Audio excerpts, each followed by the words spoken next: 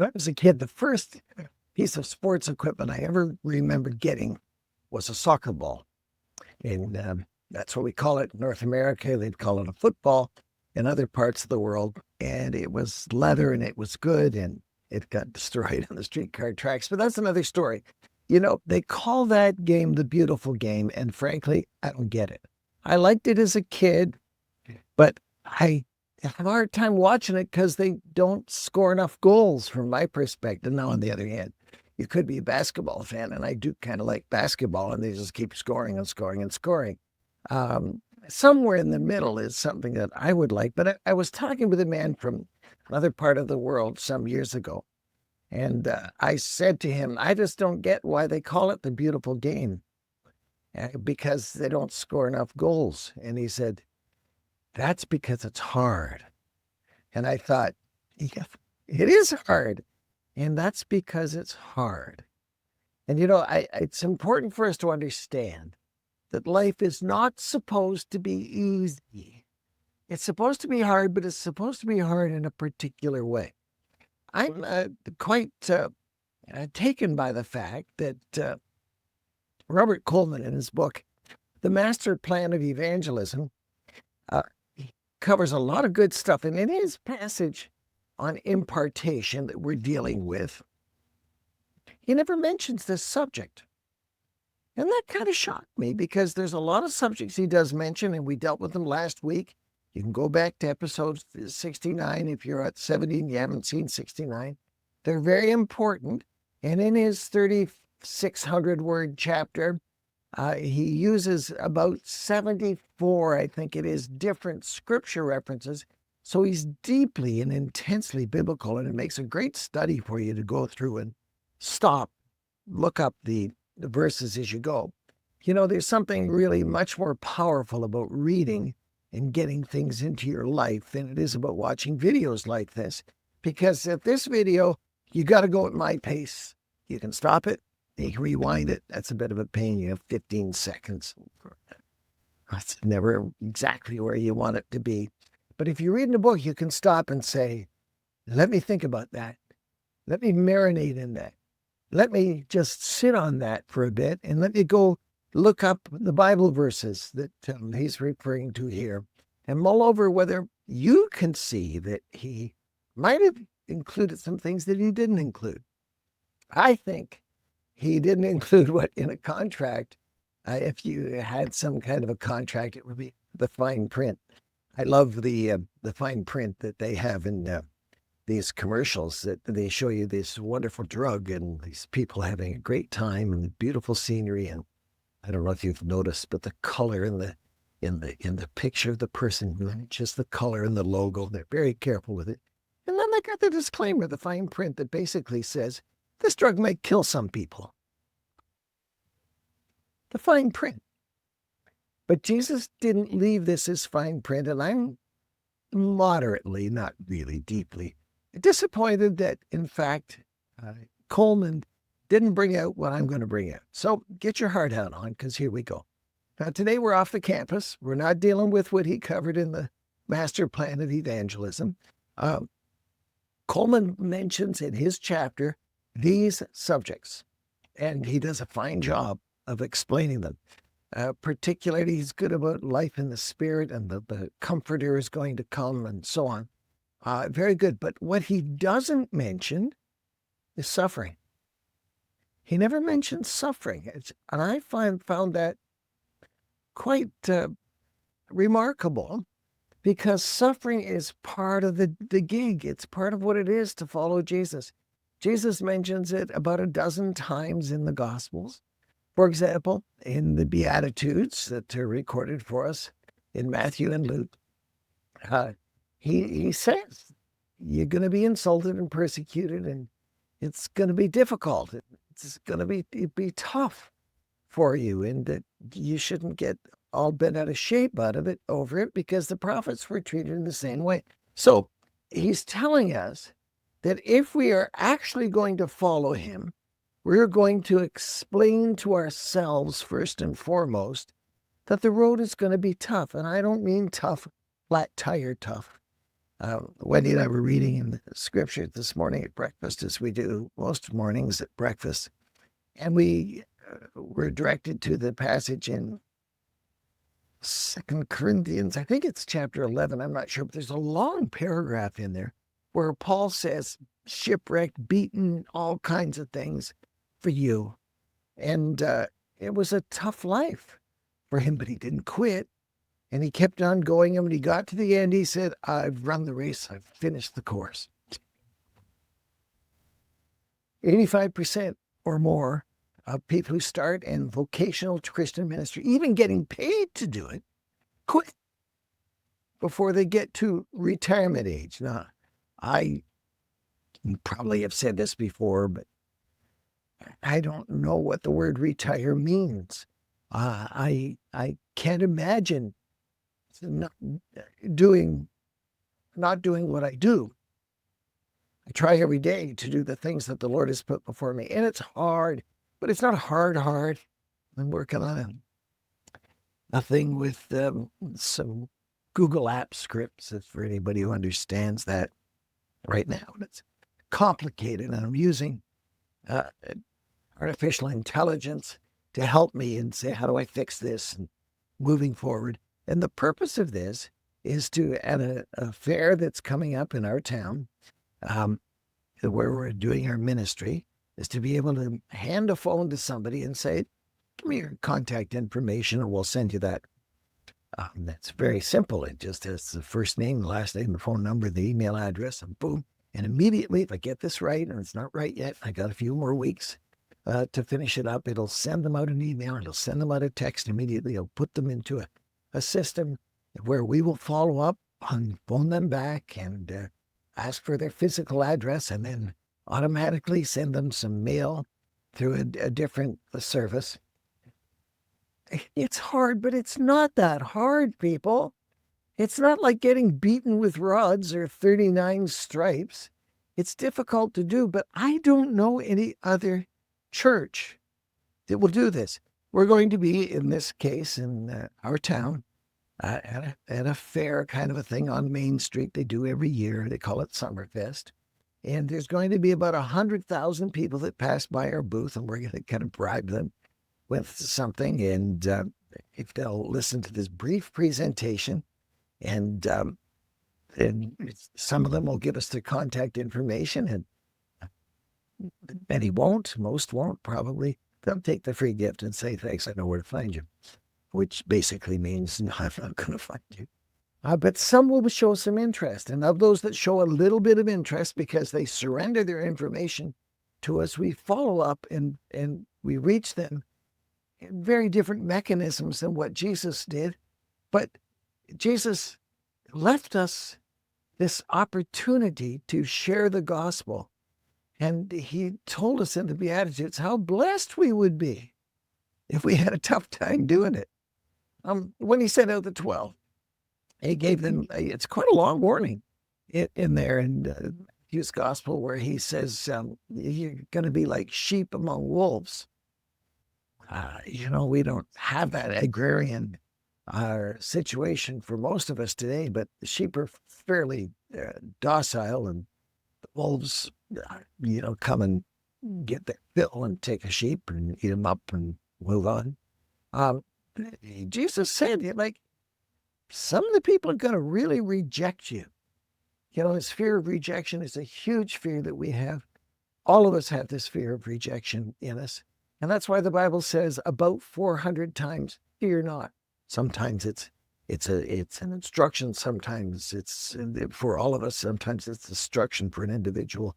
But all of us as individuals need to understand that fear can be conquered. How do I know that? Well, Jesus said, fear not. So I guess I don't have to fear.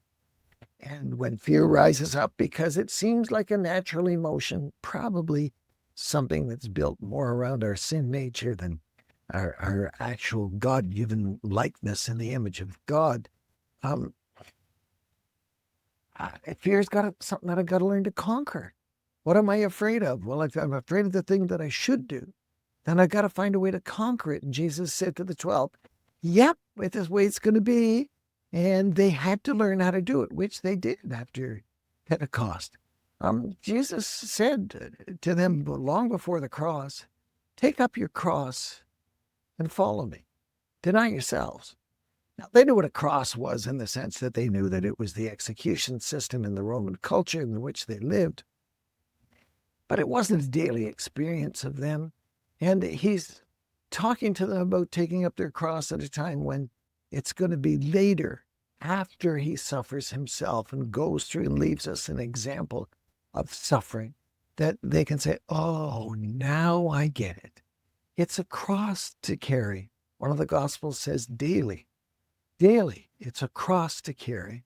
And it's not the cross of, the normal troubles of life. Like sometimes, you get older and you get arthritic hands, or you have a genetic defect where your body doesn't work properly, and you need to be on medication, and maybe you've got a mind runs amok and you're taking some kind of meds and it's dumbing you down too far and it's difficult. That's not a cross. He says you take up the cross. It's not something that's imposed upon you. It's something you choose to take up, the thing that you don't feel like doing, and doing it every day. And I was saying to somebody yesterday, who was struggling to do the thing that I personally thought that they were capable of doing. And he said that you solve that problem, the calendar. You put it on the calendar and you say, by such and such a time, such and such a date, I will do this. And you live to your calendar and you don't postpone it, except, if you're getting a car accident or something. You do what you said you were going to do, whether you feel like it or not. The calendar is a great motivator for most people, and I hope it is for you as well. But it's a cross that you take up willingly. And again, Jesus says in Luke, don't fear those who can kill the body, but fear him who can kill both body and soul in hell. I'm referring to the devil. You're going to have difficulties with the religious leaders. I found this to be a fascinating subject, because it seems to me that we take out the side that this was Judaism and we're different with Christianity, and it is different. It wasn't all that different to them because it was in their culture. The religious people who were leading in their culture were negative. And it seems to me that it's highly likely that you're going to take some pushback from some people in the religious culture in which you may find yourself, maybe even your own church. Now, you don't want to be a jerk about it. You don't want to get in trouble for the sake of getting in trouble. But it seems to me you should be one who, if you follow Jesus, expects that others will say, it doesn't matter what they say. They'll grouch because they grouch. Who knows why? It might be because they're jealous of you. It might be because you're showing them up. Doesn't matter. Don't fear those who can kill the body. That's not what your job is. Your job is so much more than that. What's my cursor here? There we go. Jesus promised that there'd be some times where there's division in families. People say, oh, it's all, supposed to be nice. And Jesus says, nope. You're going to have family members, your in-laws are going to turn against you, and you're going to be divided from your children and parents. And there could be members of your own household that are not going to understand what you stand for if you're truly following Jesus in the way that he expected. So you can't just set it aside and say, I can't because my spouse. No. You've got to find a way to work it out and live it as much as lies within you. Jesus said, live at peace with all people. So you're not going to be a contrarian for the sake of it, but you're going to do what you should do for him. And there's always this promise that along with persecutions, and this great promise that you're going to receive far more in this world and in the next. And he does promise in this world that you're going to have a reward, but it is in the framework of accepting the persecutions and the difficulty. James and John at one point said, yeah, we can do this, Jesus. And Jesus says, you want to drink the cup I'm going to drink? And they said, yeah, we got this. And they had no idea what was really facing them. They should have, because he had told them, but he promised them that they were going to share in his suffering and this path to glory that they all accepted. And, they liked that part of the deal, was the path through the valley of suffering. In the Olivet Discourse, Jesus talks about the whole business of suffering in the future. That some are even going to lose their lives. And that's not happened in my country, probably not in yours, but there are countries around the world where people willingly have given up their lives and continue to do so today in following Jesus. And sometimes those martyrs become the genesis, the beginning of something great that goes on after their lifetime.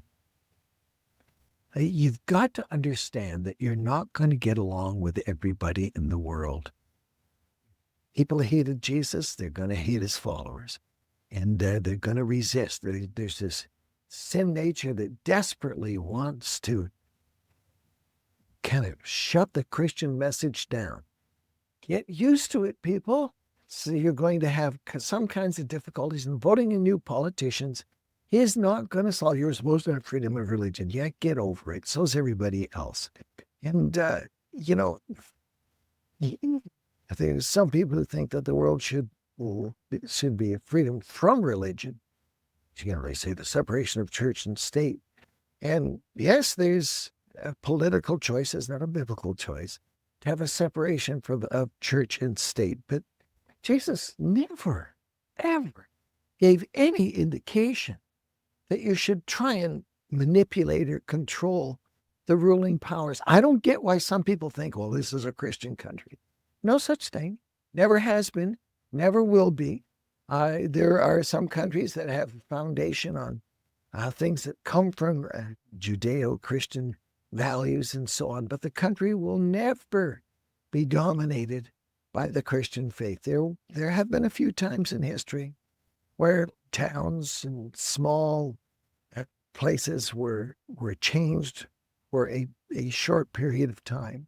The greatest revival of all happened in Wales. I have Welsh blood in me, and I used to tease my grandmother. It's just a backwater piece of. But I could get her on that every time. I used to get angry because she was Welsh, and she wanted me to know how important it was to be Welsh. And they came from Wales to North America long before I was born, and they were just lack of prosperity and employment, different country today. But in the early 1900s, a young man was used by God to raise up a revival in that land that lasted about 18 months. And then it gradually diminished and the impact has disappeared. But during those times of revival, everybody went to church. They didn't really. There was a lot of coal mining, it still is, in Wales. And the coal miners were foul-mouthed people. And it said that the animals and pulling the carts didn't understand their language anymore because they weren't swearing as like they used to swear, because they'd come to the Lord. And some real deep sociological change, spiritual and psychological change happened in those days. But it never became a Christian country. And you can always expect that things are going to atrophy. And if you have a splash of revival in your life, maybe a set of revival meetings at your church where everybody seems to be on the right track, it's highly unlikely that revival season will last for a long time. Why? I don't know. It's above my pay grade. But what I know is that you can have the revival in your own heart, and when people push back on you, even if it's something good that you want to have done in your church or your ministry, and people reject it and so on, get over it, people. That's the way it's going to be. It's never going to be as nice as you wish it would be. I don't know why Coleman left this one out, because it's practical and it's there. Even getting put out of the synagogue because they just couldn't stomach this idea of the message that Jesus was perpetrating upon them. And it was going to be difficult times. There were, as I mentioned earlier by Paul, some of the difficult times that he went through. That's just our lot. That's the way it is. It's the way it's supposed to be. But along with the trouble, Jesus promised that you could be of good cheer and you could take heart because he's overcome the world. And you are going to have trouble in this world. And if you have trouble and it turns you bitter against the gospel, then did you really grasp the gospel in the first place? Because the gospel expects there's going to be trouble. And some of the trouble, many people have been hurt by somebody in their church or who's a Christian, and maybe that Christian didn't even know they hurt them. And they take this offense and they bundle it up in their soul and they say, if they're Christians, I don't want any part of it. And there are some situations where that might be intentional, but generally it's not. And we have a way of whipping up inside ourselves an excuse of, I gave up on the church because it wasn't what it ought to be.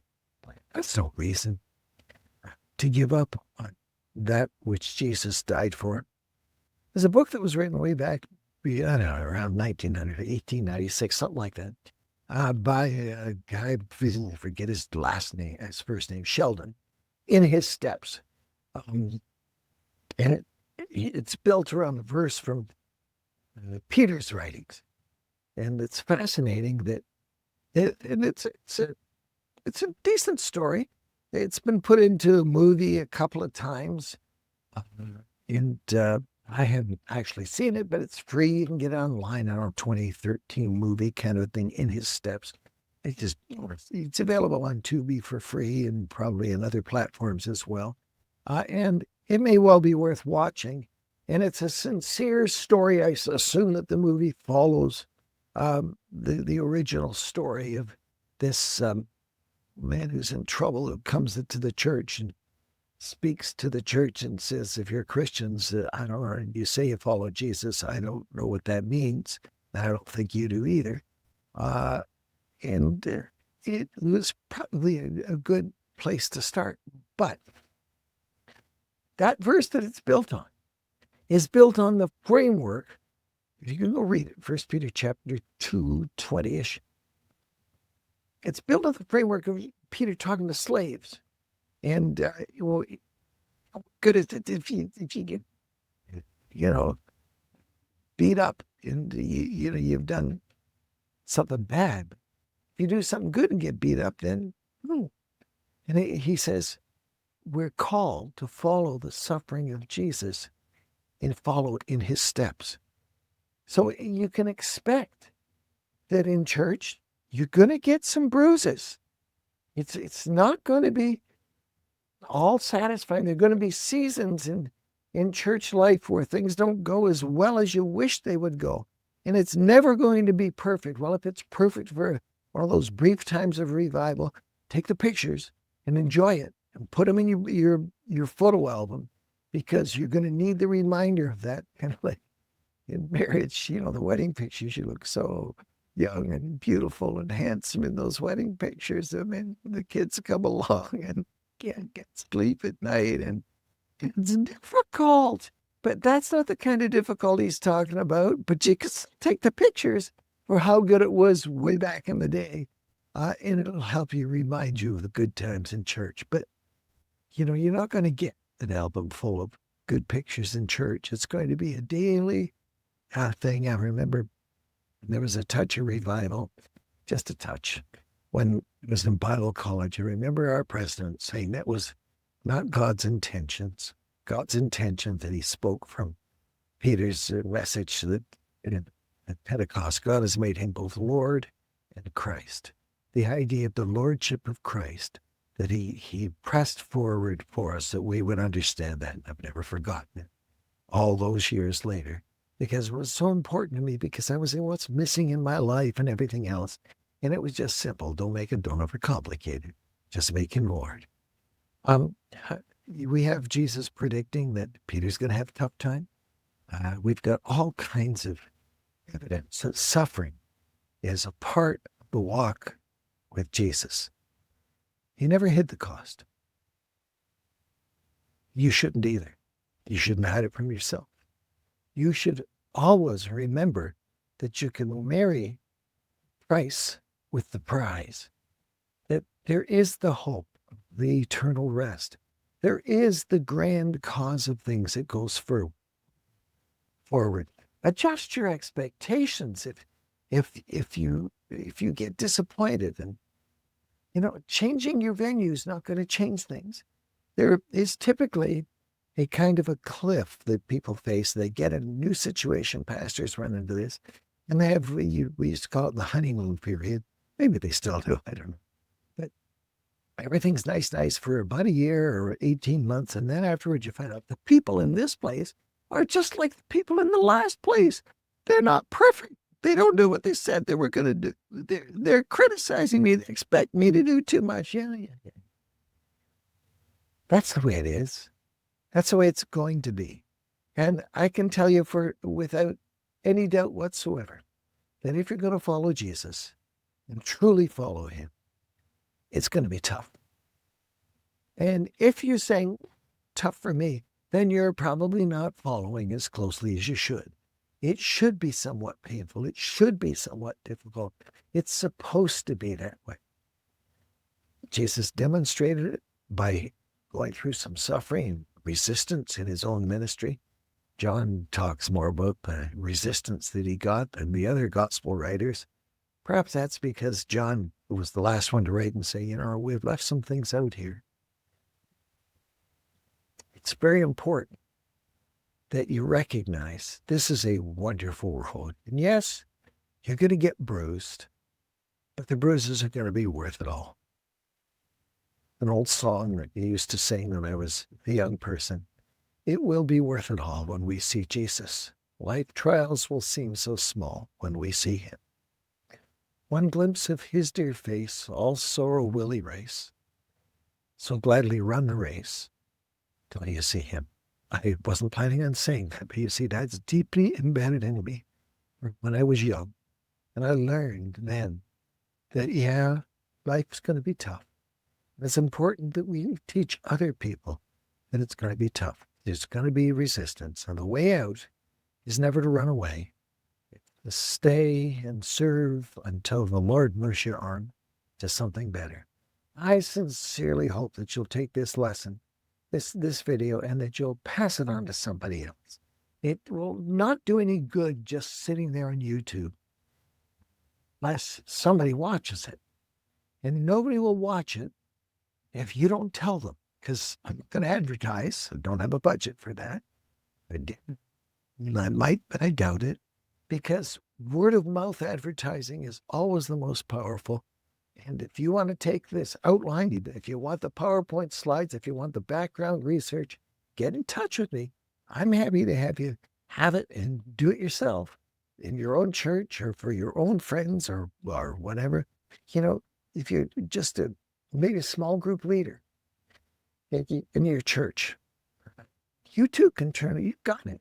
Camera in your phone. You can record it, and you can quote some of these verses, and you can go over it and look them up. I'm sorry, they kind of ran off the bottom of the screen. I didn't check that today, but you can find them. And if you want the whole thing, I'm happy to give it to you. If you don't pass it on, then some of the pieces of my living will be in vain. I want that to happen. I'm counting on you to subscribe and to send other people to it, and preferably sit down with someone else and take the half an hour, watch it together, and then have a discussion. I think that it will be a very rich experience for you. And if it is, let me know about it. Come back next time, and we'll see you next week.